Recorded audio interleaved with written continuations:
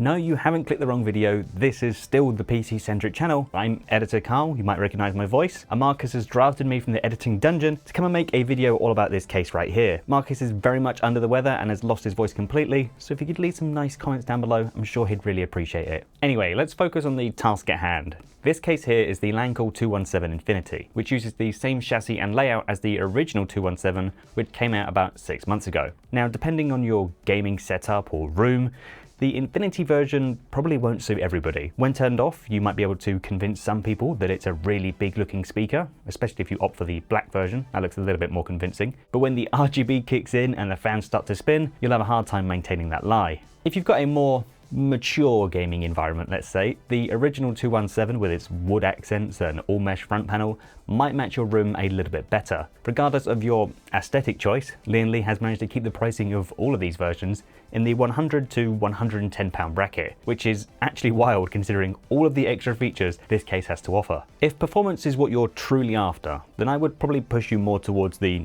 non-infinite version, the original version, because as you'd expect with a more restrictive front panel like this, two fewer fans in the bottom chamber, the Infinity version is fighting an uphill battle to compete. The original 217 also lets you toollessly remove the front intake fans to move them up or down to better affect your CPU or GPU temperatures, which is really cool. Not having to use screwdrivers to adjust fans, big fan of that. But if you prefer the looks of the Infinity version that I have here, want something that's really striking and attention grabbing, then let's take a closer look at the 217 Infinity right after a quick word from this video sponsor. Corsair's RM 2025 series of power supplies have arrived, with top-notch power delivery and cool and quiet performance. Available in 750, 850 and 1000 watts, these units are suitable for almost any rig, and now come with a native 600 watt capable cable for super clean builds with NVIDIA GPUs. Best of all, the new cable design oozes luxury, looking super high-end but without the price tag. Learn more about Corsair power supplies today with a link down below.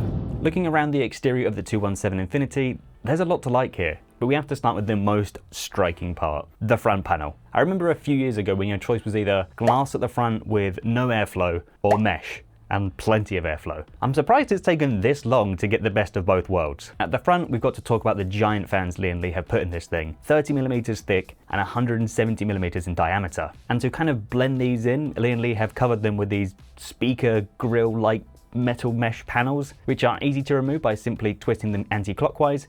However, trying to pull them out without leaving fingerprints on the mirror is a bit more challenging. When it comes to removing components, every panel in this case is designed to be toolless. I just spotted that one wasn't pushed all the way down. The downsides to some panels being toolless: you need to make sure they're always clicked in. You won't need a screwdriver for either the front, top or side panels. While I appreciate this feature, having some screws for just securing things during transit would be beneficial. As you can see at the back of the case where the power supply is usually located, it has a unique design. By default, Lee mounts a plate here that encourages you to install your PSU sideways and use the power cable pass-through. This setup makes it easier to access your power supply cables inside the case and provide more room in the bottom section for hard drive cages. However, if you're using one of those Corsair Shift power supplies which already has all the connections on the side, it's obviously recommended to mount your PSU in the traditional position. Regardless of your choice, keep in mind that cable management below will be visible through the mesh on the side of the case, just beneath that tempered glass. Removing this mesh with a thumb screw at the rear is what gives you access to the power supply's rear to connect the power cable, and just having access to both sides of the case can make it a little bit easier to tidy things up down there. On the side of the case is where you have your I/O, which includes a combined HD audio jack, one 10GB USB Type-C port, and two USB 3.0 5GB ports. Now, if you don't like the position of these ports, you can move them from the side of the chassis to the top of the chassis, just by removing this little piece of plastic at the top here. Don't worry, there won't be a big hole left in the side of your case. Lee does provide something in the accessory box to plug that gap. Now let's focus on the important part. What's happening inside the case and what is it like to build with? Once you remove the tempered glass side panel, you get a clear view of the workspace. Inside there's plenty to appreciate, including support for rear connect motherboards, including both ATX and micro ATX. You'll also find a GPU support arm as standard. This can be removed entirely to accommodate larger server-sized motherboards up to 330mm wide, or if you're using a large eATX board and still want to keep that GPU support bracket, you can flip the panel it mounts to, which keeps access to the grommets on the right-hand side of the board. Cable routing is mostly well thought out, with several grommets running down the side of the motherboard to help keep things tidy. Personally, I would have preferred if there was a couple more at the bottom and at the top, just to hide some of those ugly cables, especially that ugly ketchup and mustard HD audio cable. That said, it's not a huge issue in practice if you're planning to add fans at the bottom system, or maybe you have a larger GPU or a radiator up top which is slightly thicker, those components will hide any of those stray cables anyway. Speaking of cables, I do find it a little bit odd that some of the case cables have white cables with black tips and some are white cables with white tips. A little bit more consistency would have been nice here. Ideally all white for this white version and all black for the black version.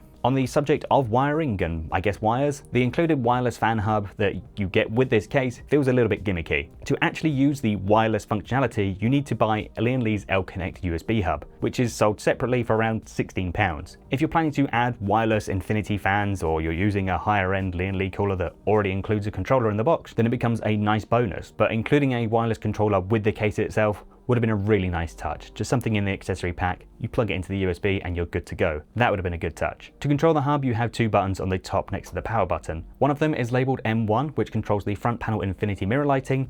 You can long press this switch to switch it to the wireless mode to connect to like one of those wireless hubs. The other button, M2, controls the RGB for the fans themselves. And if you want to sync all of this to your motherboard software like Asus AuroSync or whatever, you can hold that M2 button down to sync it to your motherboard software. If you do have one of those wireless L-Connect hubs, you can customize the 217 Infinity's lighting effects and speeds through the L-Connect 3 software. However, after connecting every single cable, SATA, USB, RGB, and PWM to the motherboard, I can't see this within L-Connect. So perhaps this only works with a wireless controller, which is a bit of a shame. And yes, I am using the exact software version they recommend on the website for the case. Now, one thing that Lian Li absolutely nailed here is the top radiator mounting. Now, as we all know, Marcus hates radiators. But if he were building in the Lancool 217, I think he'd be totally relaxed. You simply remove the top panel and tempered glass, undo 2 screws, and the entire top bracket comes away. That lets you mount your radiator outside of the case, drop it back into place, and tighten it down.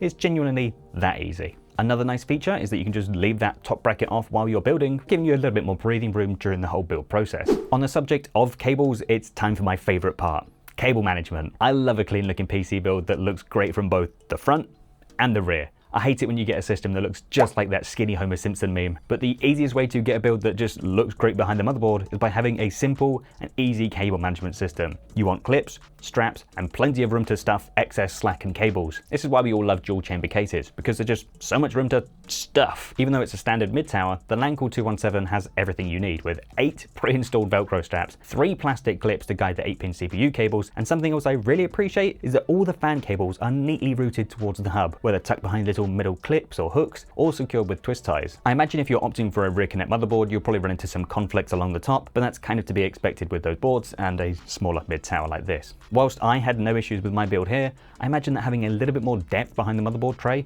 would be preferred if you are going down that rear connect board route, as only having about 20 to 25 millimeters of clearance is pretty stingy. As a random example, the Corsair 3500X has 38 millimeters of clearance behind the motherboard tray, which means bending some of those slightly thicker USB or ATX cables is a little bit less stressful. Moving on to compatibility, the Lancool 217 Infinity is a mid-tower, but it's fairly spacious in size and supports a wide range of hardware without feeling too restrictive. Up top, there's room for either 3 120 or 2 140mm fans, while the rear supports a single 120 or 140mm exhaust fan. The included 140mm exhaust fan is a 30mm thick boy, so it should be all you need to get started. You can also mount additional fans above and below the PSU shroud, giving you plenty of flexibility if you really want to dial in that airflow. Whilst one of those fans will be doing absolutely nothing, being directly above the power supply, it's 100% intended for looks, so just remember that. Also, if you want a bit more performance and you do want to add some more fans, you can mount 2 underneath the shroud to provide more room for vertical GPU mounting, or without conflicting with any of your motherboard's expansion slots. Up front, you obviously have those 2 170mm fans. Both are 30mm thick and can be replaced via access behind the front panel, though you might struggle to find some matching 170mm replacements in the future if you have any issues. For liquid cooling, radiator support is focused mainly on the top of the case. You can fit up to a 360mm radiator up there, as well as a 280 or a 240 like I have here. Front radiator mounting isn't officially supported, so this is clearly designed to mount your radiator at the top only. One thing I was a little bit surprised by is just how much storage is actually supported on this thing. Around the back, there are dedicated mounts for 2.5-inch SSDs, one of which I stuck the Lian Li hub for the cooler onto, and down in the lower section, you get modular drive cages that can be configured for either 3.5-inch hard drives or additional 2.5-inch SSDs. There's also another SSD mount on the PSU shroud, so you've got a good mix of visible and hidden storage options. When it comes to clearances, Lian Li have given you plenty of breathing room for modern enthusiast components. This case supports GPUs up to 380mm in length, and with air coolers, you've got up to 180mm of CPU cooler height clearance, so large dual tower coolers will fit comfortably. Power supplies in the traditional configuration can be up to 220mm long, and if you choose to rotate the PSU, you can still get support for units up to 180mm in length. This can come in handy when you're fitting modular cables or working around drive cages and fitting bottom fans. Oh, and I forgot to mention earlier, the dust filter for the PSU removed from the rear of the case, and it's only a little stubby one.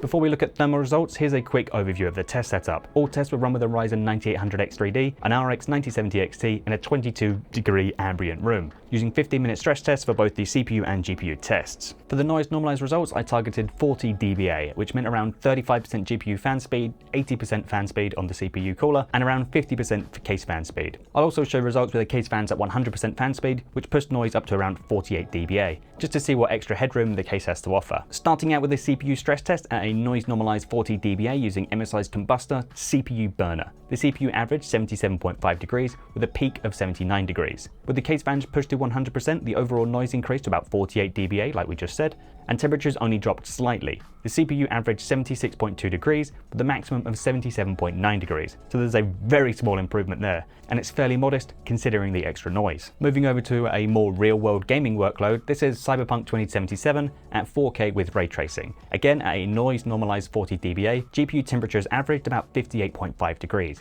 peaking at about 60. On the CPU temperatures during the gaming test, things were much more comfortable, averaging 48.6 degrees with a peak of 52. With case fans at 100% and that noise all the way up to 48 dB again, gaming temperatures are almost unchanged. Average GPU temperature came in at 58 degrees, still peaking at 60 degrees. CPU temperatures also remained largely unchanged with the 100% case fans, averaging 48 degrees and topping out at 51.9. Overall, the system's temperatures are really solid. If you wanted, you could add more intake fans above the PSU shroud, install a bigger 360mm cooler at the top to maybe lower those maximum CPU temperatures a little bit. But if you're after pure airflow out of the box and that performance is really what you're after, the regular Lian Li 217 with the tallest adjustable fans and 2 extra 120mm fans pre-installed is always going to be a better option for silence and performance enthusiasts. But the Infinite version on the desk here is by no means a poor performer, and as far as noise goes, I'll give you guys a listen.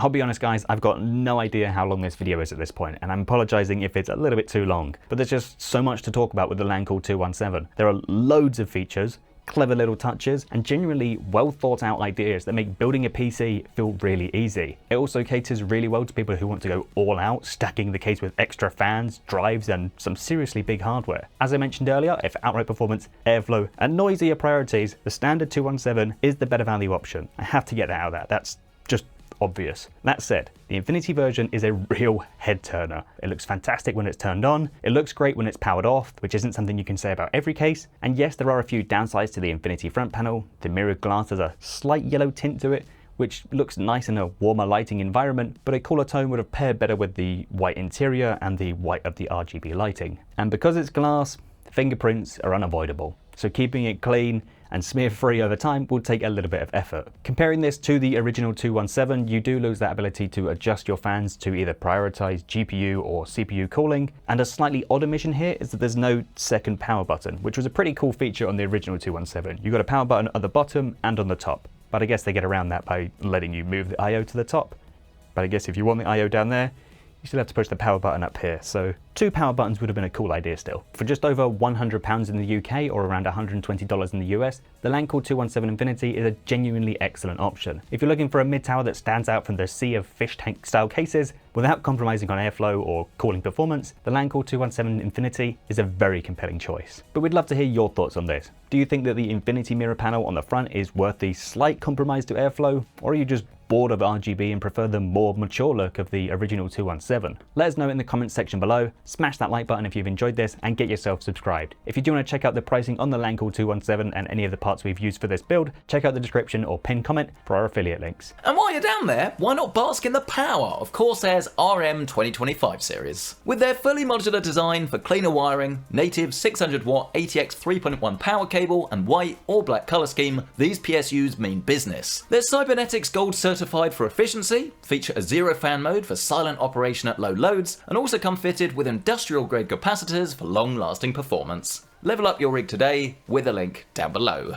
I hope this video has been okay. Don't worry, Marcus will be back for the next video, but thank you so much for watching.